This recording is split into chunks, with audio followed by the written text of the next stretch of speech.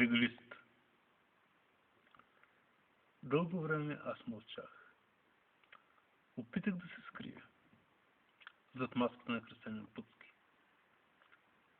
Подгребвам под легализма на традицията стара.